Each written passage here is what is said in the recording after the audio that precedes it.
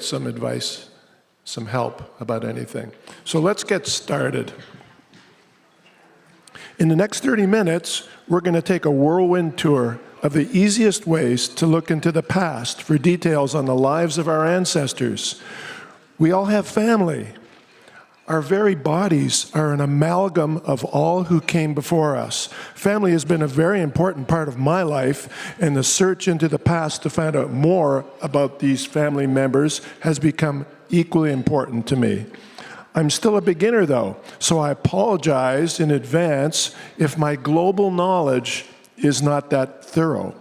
In other words, I know what I know, which has been limited to finding out about my relatives in Canada and the United States, going back to about the 1880s. The voyage back into Europe is infinitely more difficult, and I'm not sure I will ever have the patience or knowledge to start that journey. But certainly, there's a lot to find out on our doorsteps in North America. And let's begin this journey on genealogy. For today, we're going to scratch the surface of the immense world of genealogy. Our journey is going to touch on the following areas which are free, except for the DNA test, and easy to navigate. I will give everyone a handout before the end, which you're getting right now, and it's going to have the websites that I talk about. And if you need more details, you can always email me at my new email address, which I am giving out as well. Here's a picture of new immigrants at Ellis Island. Ellis Island is probably the most famous, iconic place where new immigrants came into the United States. In Canada, we had a few places where immigrants came in. They came in Quebec City, they came in Montreal, and they came in Halifax. And those landing places, if you start to look, you realize, oh my God, this is impossible. Because as of a year or two ago when I started to do a little search, they want you to know the ship that your ancestor arrived on. You can't type in a name because that doesn't work. You have to type in the name of the ship and the day that it came in. And then you have to go through the entire manifest and find their names. So genealogy is it can be excruciatingly difficult, and it's like being a detective. But I'm going to show you easy ways that you can find out about anybody that you wish, not just ancestors. So we're going to search today the National Census records. We're going to search Findagrave.com.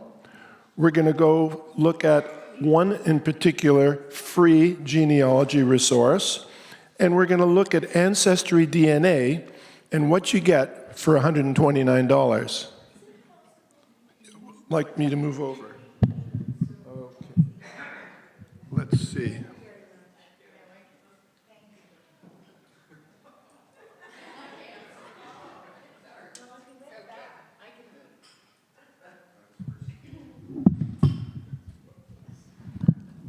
How are we doing? Is that better? Okay. Okay.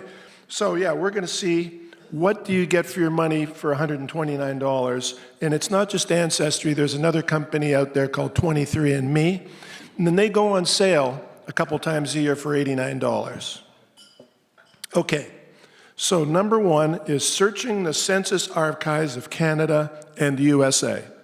Like I said, I'm not going to delve into Europe and the Middle East and Asia because you're not only having to deal with a different language, you're having to go through an incredible, very difficult search to find things.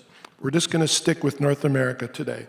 Canada has a 95-year privacy law, and that means that the census records that are available are going back only to 1921 and further back in 10-year increments. 1911, 1901, and so forth.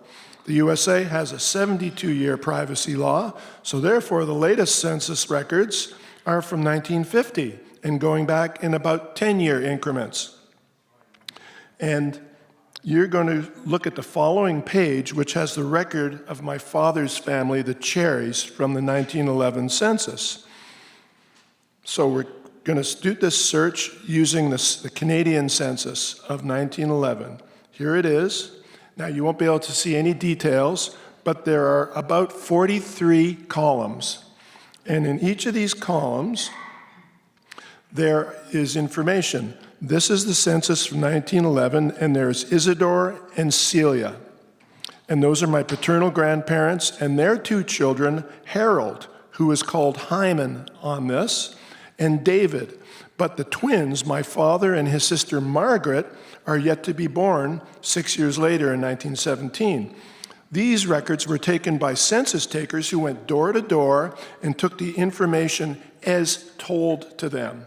What that means is there were no oaths, no formal documents to be signed, just the word of the heads of the household. And behold, a huge surprise is in store for me upon looking at this record for the first time.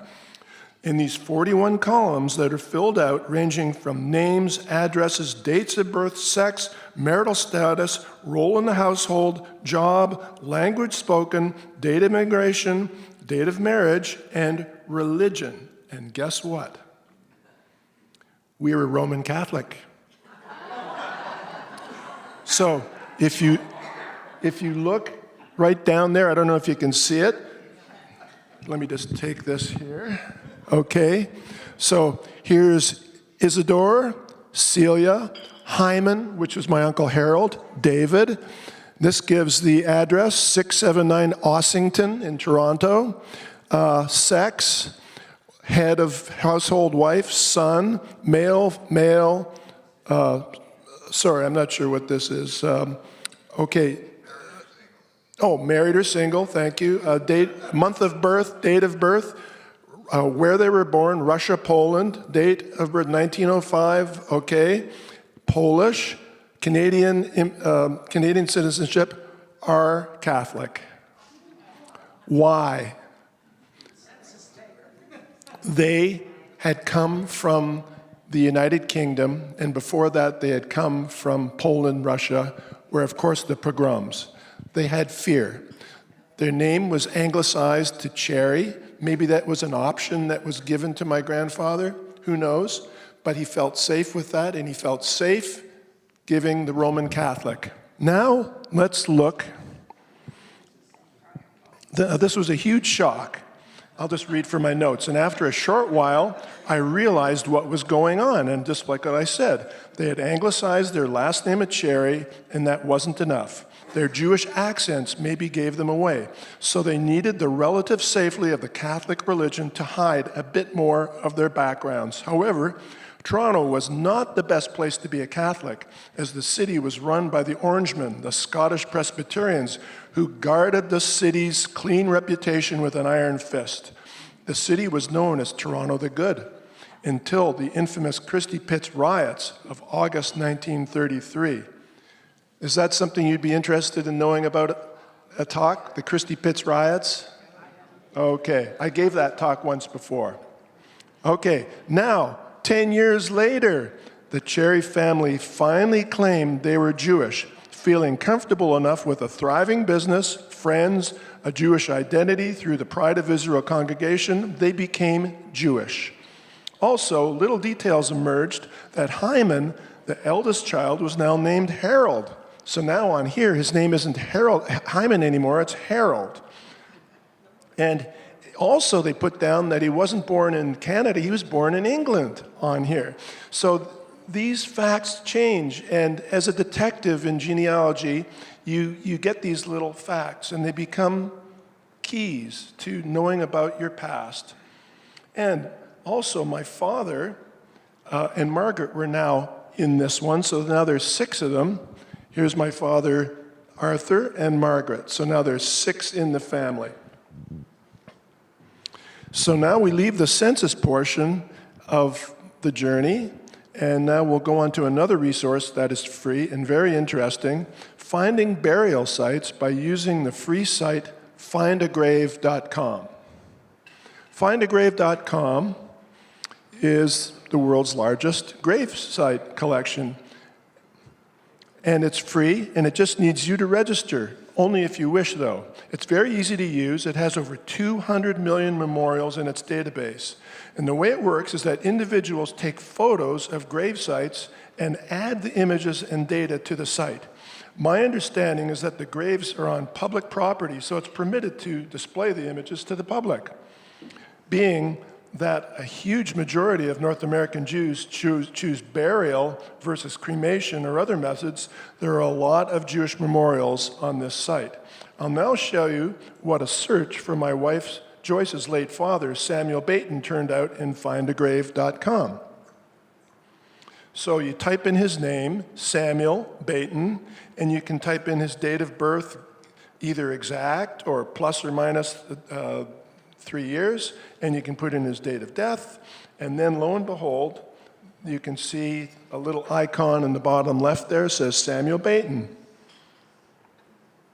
And there's, these are the results of the search, and now we're going to go to his page. Here's his page for Samuel Baton. Notice the 5 stones left on the top, possibly from our daughter Rebecca's visit a year ago and Joyce's visit from many years ago. It also includes Samuel's dates, place of burial with an ID, and the name of the person who added the photo, an unknown person by the name of Suzanne. So I can click on her name, and guess what? She's taken over 20,000 photos of graves. Quite a mitzvah, I say. In her bio, this is what it says. I have been interested in genealogy for many years, working on my own family tree, the B-E-R-W-E-R and Cecil families. I'm a genealogy volunteer at the Sullivan County Historical Society in New York State. I visit cemeteries in Sullivan County that are not fully posted on this site. I have been adding the names and pictures of gravestones as they are done. Sources of my information will be from actual visits to cemeteries as well as from obituaries that I have access to. I am willing to help anyone needing help with the Sullivan County, New York cemeteries.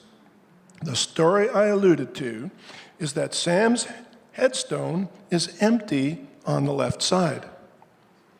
That was reserved for his wife, Joyce's mother, Florence, who passed away 2 years ago in October, just shy of her 105th birthday. Many of you remember Florence, our beloved Florence. Now, they had planned on lying side by side for eternity, but life changed and Florence came to live here in Vancouver to be near to Joyce, leaving South Fallsburg behind in the late 1990s. She wished to be buried at the Temple Sholom Cemetery, so now the headstone in Fallsburg is empty on the left side. However, the family intends to fill in the empty side of the headstone with Florence's info at some point in the future so there can be some completion. And it will say on the left side where she is buried.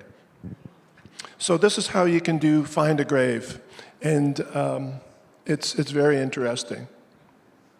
Now, we're going to go to FamilySearch.org. It's run by the Mormon Church. It's free to use and has an enormous database of material. You can join for free and set up family trees, etc. There may be fees for more advanced stuff. I can't remember.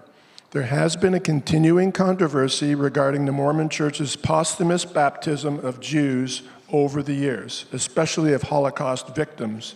I will leave it to you if you want to decide to use this site.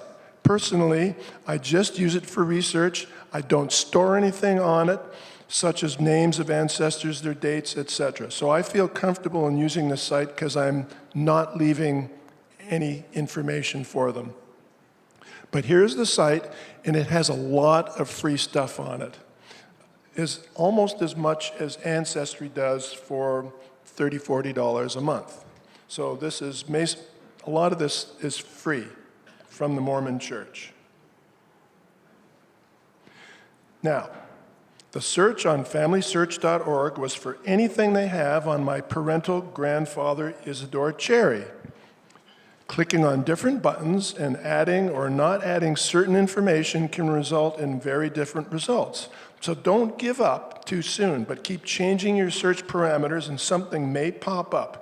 You can see his name in red from previous searches I've done, which helps you to not waste too much time revisiting old places. Now, this search came up with an immigration document from the U.S. Border Services in 1944. Isidore took a flight to New York City using Trans-Canada Airlines. On the left, it shows his date of birth being 1980, and on the right, it shows an image of the flight manifest he was on and his age. Okay, so here you can see Isidore Cherry. He was going to New York as a passenger in 1947. And here's another one from 1944. It gives his birth. Now this one says 1880. This one gives 1914. Isn't that strange? Isidore Cherry. Same guy. There are not too many Isidore Cherries in the world. Now, here is the flight manifest from U.S. Department of Justice, 1944, right in the heart of World War II. He's landing in LaGuardia Airport on September 1, 1944. Now, I checked the Hebrew dates to see if maybe he went there for Rosh Hashanah, but no, Rosh Hashanah was about 2-3 weeks later. So he was going to visit his brother, and I'll tell you a bit more about that. Here he is on the manifest. He's number 6, Isidore. He's 64 years old, so you can tell from here that he was born in around 1880. Male, Canadian, and entering New York. Now, here's the page that I hadn't found before. So I did a little more clicking the other day, and I came up with a page that I hadn't seen, and it added another little piece of, imagine genealogy being a 100,000-piece puzzle. And I got 2 more little pieces in there the other day while I was preparing for this. This is the excitement of genealogy. You can never give up because you keep searching and you'll find more and more. Now, clicking further on, to my surprise, I found out that this was there were some details that he had to answer for U.S. authorities to enter the country. Age, sex, marriage. He put down married, even though he was widowed in 1928. So in 44, he puts down that he was married. There's a big M next to there. Occupation, tailor. Language, Yiddish, penciled in by someone. Canadian citizen, race, Polish, scratched out, Hebrew. Birthplace, and this one, it says Blatok, but I looked it up, again, more searching, Polonsk. So this looked like a B, but it's Polotsk. And Polotsk was part of that Russia-Polish border sort of thing. There were 20,000 Jews that lived in Polotsk in 1880. And so now I know for the first time where he was born. Okay, then it gives the address where he lived, 23 Rusholme Park, which I haven't seen before. That's just down the street from my grandparents on the other side. So I didn't know they lived that close together. And if ever he had been to the U.S. before, he says yes, in 1924. And I know that he was there to visit his in-law, his brother-in-law, David Cohen, with his then living wife, Celia née Cohen. And they stayed for pleasure for about 11 days. So this is all on here. And it says his height, 5'2.5". Where did I come from? So that gives you an idea of what is out there. The Americans, they kept everything. The Germans, the Nazis, they kept everything. This document, why would anybody think that they would need to keep it? But there it is. It's on microfilm in some computer somewhere, and I can get to it. And it was recorded for history. Also, I found out on another search, my dad traveled to New York City, staying with an uncle for 2 weeks around June 1933. So I did a little mathematics. Oh, my dad was 17, 18. Probably in June, he was just graduated from high school. So this was probably a little graduation present from his dad, because his mom had already passed away, to go visit an Uncle Cohen, okay, in New York City for 2 weeks. And my dad had put down in his initial, this is another piece of paper similar to this, my dad had put down that he was traveling with $20. And then, on another page, it turns out he was traveling with $100. And it says there, upon further questioning of the subject. So my dad lied. So you can get these stories, you can piece together stories from these little scribbles that are on these pieces of paper. So now we're going to leave FamilySearch.org. On FamilySearch.org, you can get birth records, death records, immigration records, marriage records. Every possible kind of record that you could think of is on there, going back into the 1800s in North America. Here is the site for AncestryDNA, which is slightly different than Ancestry.com. I'll explain it to you.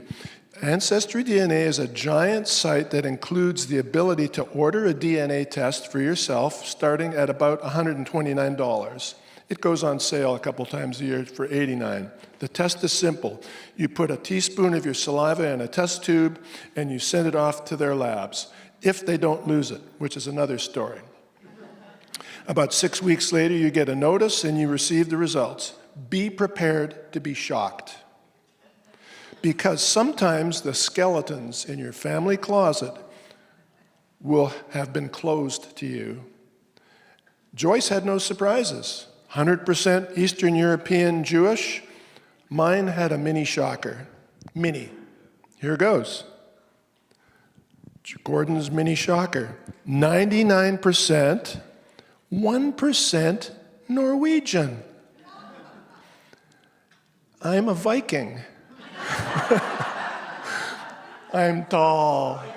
I was blonde when I was a kid. Okay. Supposedly. There can be mistakes, but I was in touch with my cousin Linda Cherry Sudak. Okay, Linda is married to the late Avram Sudak's brother Siggy. Okay, so I've got a connection with the Sudaks, okay? Linda says to me, hey, I'm 1% Norwegian too. So now I know that the Cherry side of the family has a 1% connection. Maybe it's a glitch, maybe not. There have been rumors that the tests aren't accurate, but that has been dispelled as many people have gotten tests from the other company as well, 23andMe, and found out that their results matched perfectly. For sure, the tests have been getting better and better. And if you want to invest $129 or less to find out, be prepared for a shock. I'm just going to tell you one little story. One of our temple members, anonymous, found out that their sister was really a half-sister. She had had a test to find out, and her shock was she was 50-50, 50% being British Isles. It turns out, after posting her DNA results online, that a close match turned out to be a half-sister whose father was a principal at the same school as the shocked Jewish half-sister's mother was a teacher. This was during World War II, so shocks can happen. So, the way it works is you get your results back and you get this little thing over here. That's just the surface of it, because then inside is your ethnicity, and if you want, you can post into this giant database your results. It's voluntary. Some people feel really uncomfortable like that, but I felt fine about that. And guess what? Within a day or two, you get results of people whose DNA matches yours. And my closest DNA match was 7%. And a 7% match is a first cousin. Second cousin can be 6%. So I was in touch with this person, and I'm just going to read a bit here. So here's my homepage for AncestryDNA, and it gives me hints, which led to another shocker. We knew that the Cherry name had been changed when my grandfather Isidore entered England in the late 1800s. We were not sure of the name for years. We thought it could be Cherniak, Serezny, Cherniak, Chernikovsky, Cherezniak. But now we know that grandfather Isidore Cherry had an elder brother by the name of Jacob Charniak, whose dates are 1871 to 1964. He would be my granduncle, and I never knew him. He lived in New York. As part of my searching in AncestryDNA, I came across a Mr. John Sircus, S-I-R-C-U-S, and somebody said to me a few weeks ago, oh, that means son of Sarah, daughter of Sarah, son of Sarah, Sircus, a cousin. He's in his 80s, and he shares about 6% of my DNA. That's normal for cousins. I was able to connect to him through the Ancestry site and talk to him about my family name and my grandfather Isidore. He got right back to me saying he remembered Uncle Isidore visiting the family in New York City. Remember those? There's a bunch of these documents of my grandfather visiting New York almost every year. And he visited many times to visit his elder brother, John Sircus's uncle also, Jacob Charniak. Wow, what a surprise. So now I know that the family name was most likely something like Charniak or Cherniak. My next thing, which I haven't talked about today, is Ellis Island. Is you can go into Ellis Island and search and see if I can find Jacob Charniak, because he came in through the States, whereas grandfather Isidore came in through Quebec or Halifax, okay? So now I know it was something like Cherniak, and he came most likely through Ellis Island, and Ellis Island, they tended to keep the names pretty similar. For instance, Joyce's mother's maiden name was Lipsitz, but it was also, as some of the brothers came across at Ellis Island, so her grandfather was Avram Lipschitz. Well, that got changed to Lipsitz, but there were others that were Lipschutz, Lipschitz, all different variations. Some of them changed their name to Lane, and there was another one that changed it to Lipson. And I'm sure of all of you who are here today, you probably have names that were changed. Maybe your name was Silver. Well, in the past, it might have been Silverstein. If your name was Gold, it might have been Goldsmith or Goldstein. So, wow, what a surprise. So now I know that the family name was different than Cherry. And here is a picture of, well, first of all, here are some of the hints. So I get these hints every few days. You can ignore them, but you can add them to your family tree, and I'm going to show you my family tree. So there's Jacob Charniak's photo. I never knew what he looked like. But if you know my daughter, our daughter, those eyebrows. I sent this picture to Rebecca yesterday, and I said, Rebecca, do you recognize those eyebrows? And she went, oh, God, Dad. So that's good. Here is the Shapiro headstone. My aunt, Libby Shapiro, married Sam Shapiro, and this is Rose Shapiro, his mother, and she's on my family tree.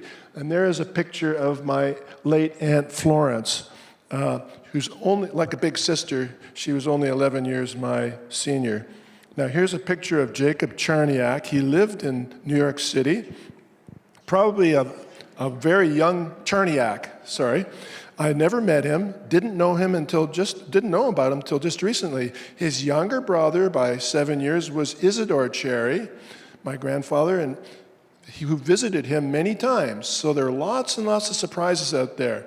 And AncestryDNA sent this to me as a hint, and they're sending me these hints all the time. Once you sign up for a DNA test, you get a lifetime membership in it, I believe, because I've been able to get on AncestryDNA for free since I did that test. It's not part of the regular Ancestry.com. So you can get a lot of information, but not everything. They tease you. You click on something and it says join up for Ancestry.com, but you can get a lot of stuff. And you can get a hint from Ancestry DNA and then use the FamilySearch.org and you put in that information and it'll come up for free. So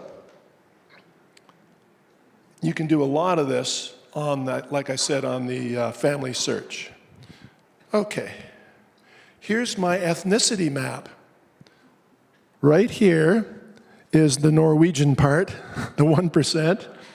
And then there's this little part here, which is one family, sort of the middle Poland, Russia. And then there's this other part, this is all of Russia. So it could be anywhere from in there.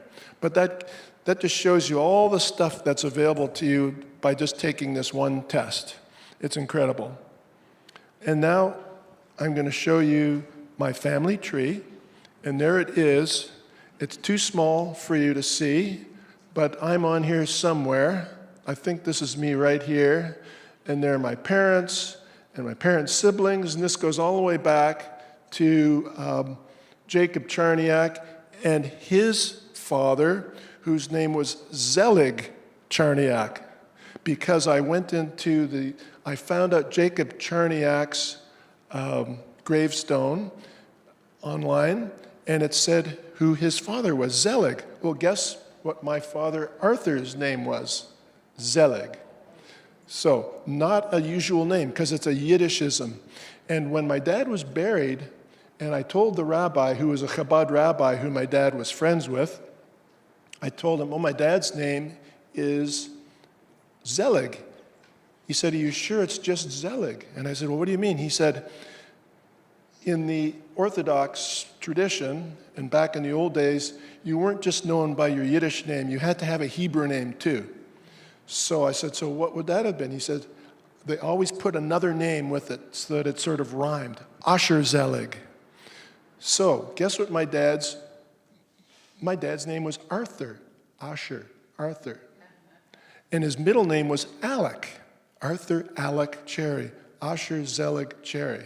So we did bury him as Zelig, but still in the back of my mind I'm thinking, maybe if I could get my hands on that Brit Milah certificate and find out what his real Hebrew name was, maybe it wasn't Zelig, maybe it was Asher Zelig. So there's my family tree. It's still in the making. This is only me. Joyce, I've just put a very little bit, and I'll start hers very soon. And hers will be extensive also, and it keeps getting bigger and bigger, of course, because we go back to infinity. And now I'm at the point where I'm going to be able to take questions. So is that family tree from which site? That family tree was from Ancestry DNA, and that's free. So you can build that up, and you can put in the dates. You can put in, it cues you. So when it asks you, you want to add somebody. So you go to Gordon, and I want to add a child in. I click on Add to Profile, and you click on Add to Profile, and then you can click in a spouse, a child, a grandparent, or whatever. You click on that, and you can put every person's name in, and their dates, and whether they're still alive, what their sex is. And then, based on this family tree, which I have posted online, from that family tree, they send me hints. So my information is out there. You've probably been hearing about the criminals that they've been catching lately using DNA. I forget the type of DNA they call it, but it's a matching DNA where they think they have a criminal. They'll get that person's DNA from a coffee cup that they've tossed out at a McDonald's on their road trip across America. And the police are following them quietly. They'll get this coffee cup, get the DNA, put this on the internet to match it with out there, and guess what? They'll find a match. And then through sleuthing and detective work, they'll find out that it's a cousin. And then they arrest these people. And this Idaho killer, just recently, they found out the DNA was actually from his dad. He was taking a trip across America with his dad, and I guess he himself was very careful to not let any DNA slip, but they got a coffee cup from the father, and they've now found some DNA on a sheath, a knife sheath, at the scene of the crime.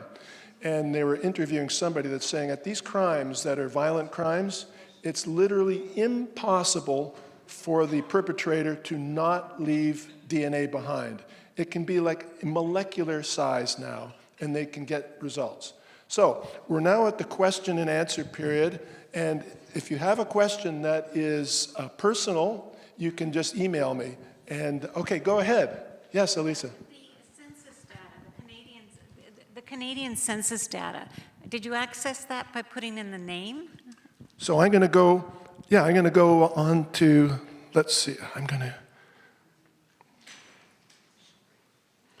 okay. So here's Findagrave. Okay. Okay. So new Canadian census records. Okay. There we go. Just do this. Okay. Skip Ancestry.ca. Here is the Canadian Census Library and Archives of Canada. Okay. So skip all the ones that cost you money and go to and you go here. And there you go, and here are all the censuses on the left. There, you see them? There they go, and there's the latest one from 1921. You can click on that. There you go. And now search the database. Click on that, and here we go. Okay, give me a name. Well, it's going to be too tough. Cats, A-T-Z. K-A-T-Z, first name. Isidore. I-S-A-D-O-R-E. Approximate age in 1921. Oh, say 31. And what province? Quebec. Okay. Okay, let's see. Okay, here we go. Let's keep our finger. I'm going to take 31 away. Just by removing that, let's see what happens, okay? Isidore Katz? Nothing matches. Yeah, well, there were a lot of them, so I'm surprised. Yeah, okay, let's just do Katz, because it could be Isidore. They could have been, if a person's name was Isidore, they could have said Israel Katz.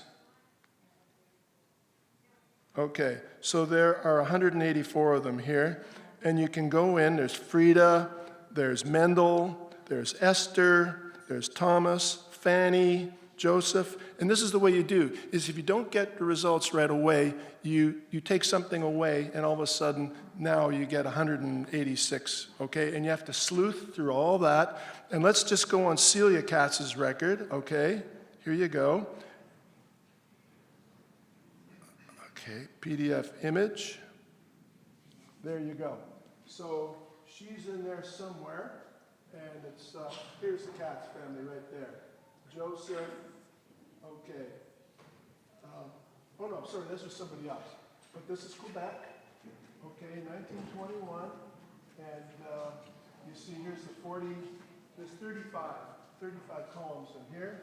And it goes all the way to, in here somewhere is the religion. And so that's how you do it. Okay, some more questions?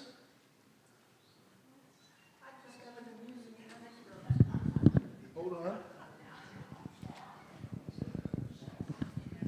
I just have an amusing anecdote. My niece checked the ship's manifest that my sister arrived on, and she's classified as black. Really? Interesting. Your sister was classified as being black. Maybe she got in the coal bin.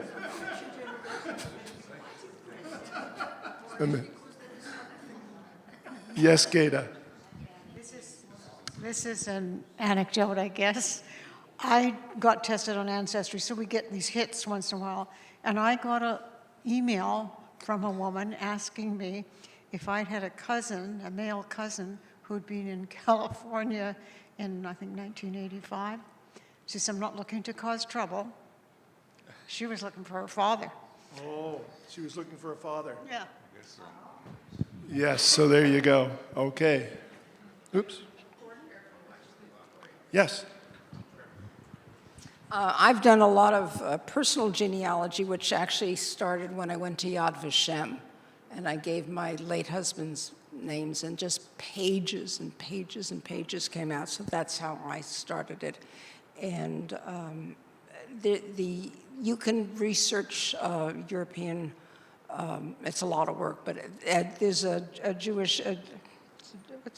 Norman, what's the Jewish website? Norman. Jewish Gen, and it's talk about, it goes by towns. It's an amazing website. Right. So I was talking to Norman last week, and this world of genealogy is a universe, and it's without end. And as you can see, I just kept it focused to North America, but you can get going on Yad Vashem, and I did that one day. On my mother's side, the family was called Zeidman. And the Zeidmans, they're listed from Częstochowa. And at Yad Vashem, you can put down the last name, you can put down the town that they resided in, and it'll give you the list of people who wound up, at the death camps from that name. So it's never ending. And learning about family is very interesting. Do we have time for me to talk one more little story? Oh, yes, Michael. Hold on. Just as a bit of an aside, and your map was rather unique. I've never seen anything like that. But I noticed that you also highlighted Iceland and the Shetland Islands. Have you got relatives out of there? That was just, Iceland, I guess, was somehow just considered part of Norway. I don't know why, but I only visited Iceland once for about 5 hours. Joyce and I were on a plane. But I'm just going to tell you a little story about my mother's side of the family and growing up and little skeletons in the closet. I'm growing up and in Toronto, and one day somebody mentions to me, you have an uncle that we don't talk about. And he's the black sheep of the family. He converted from Judaism to Christianity. And we don't talk to him anymore, and we have forgotten about him. And that's all I knew. Well, skip ahead about 40 years later, and one of my aunts talks about him very briefly and just said, the name was Zeidman. Okay, and did you know what he was famous for? And I said, I didn't know he was famous at all. She said, yes, he started the Scott Mission in Toronto. So, Morris Zeidman was my great-grandmother's brother. He came over from Poland in the early 1900s, and he's walking down Spadina Street in Toronto. He only knows Yiddish, and here's a little shop where the front of the shop, the window, printing, everything's in Yiddish, and said, come in to learn about the Jewish Messiah. So he comes in, and he meets a man, and they talk, and he gets enthralled. And this man sort of takes him in, and Morris had already met his family in Toronto, but he's now every day going to this little shop, and the man takes him in and teaches him about Christianity. Morris is beside himself with excitement. He gets a divinity degree. He becomes a Presbyterian minister, but he doesn't want to work at a church. He wants to help people, and now it's the Depression, 10 years after he's arrived, and he sets up Scott Mission because the man who helped him had passed away, and his name was Scott. And Scott Mission is the largest gospel mission in Canada, and it takes up a whole square block in Toronto, and they serve hundreds and hundreds of thousands of meals every year, and they house men, mostly men and women, who are homeless and downtrodden and whatever. And I told this story to one person once, and he said, your Uncle Morris, he's probably the greatest tzaddik in your family. And yet, here's a person that I knew nothing about, but one of his sons wrote a book about him, and I can go in and I can look, using genealogical searches and whatever, I can find more and more about him. And now I've been in touch just very peripherally with his grandson, Alex, who is on the board still of Scott Mission and runs his own nonprofit in Toronto. So I'm starting to make connection with that part of the family that's been forgotten and over the years. So, any more questions? Okay, we've had Jean. Not a question, but just a statement. My mother's mother came from Ukraine to Ellis Island in 1914, but she did not stay in the United States. She took the train to Montreal and then to Edmonton to join her husband, who'd been here over 10 years. What Ellis Island has now done is created a wall of names for people who just entered North America through Ellis Island but did not stay in the United States. My grandmother's name is on there. Wow, isn't that interesting? So there's lots to discover out there, and all you need is time and curiosity and determination. Thank you so much.